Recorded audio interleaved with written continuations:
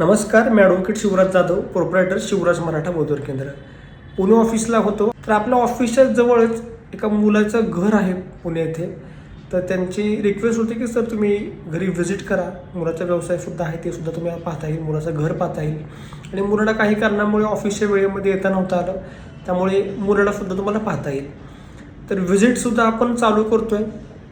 ज्यावेळी सातारला ऑफिसला असेल, सातारा ऑफिसच्या जवळपासचे व्हिजिट नक्कीच मी सुरुवात करेन. पुणे ऑफिसला असेल त्यावेळेस पुणे ऑफिसच्या जवळपासचा एरिया आहे त्यामध्ये नक्कीच व्हिजिट करेन.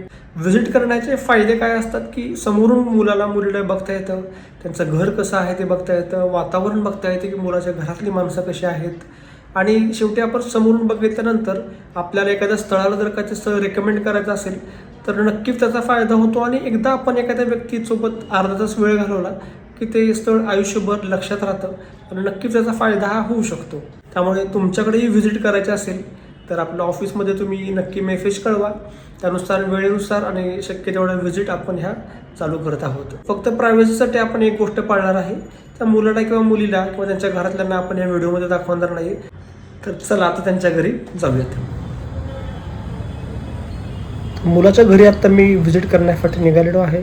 तर त्यांच्या घरी जाऊन मी पाहणार आहे. फक्त प्रायव्हसीसाठी आपण त्यांच्या घरातली कोणतीही गोष्टी किंवा त्यांचे कोणाचेही चेहरे हे आपण दाखवणार नाही. त्यांच्या घरी व्हिजिट होईल, त्यांच्या घरी आपण ही प्रायव्हसीसाठी प्रत्येकाच्या घरी आपण स्ट्रिक्टली ही गोष्ट पाळत आहे.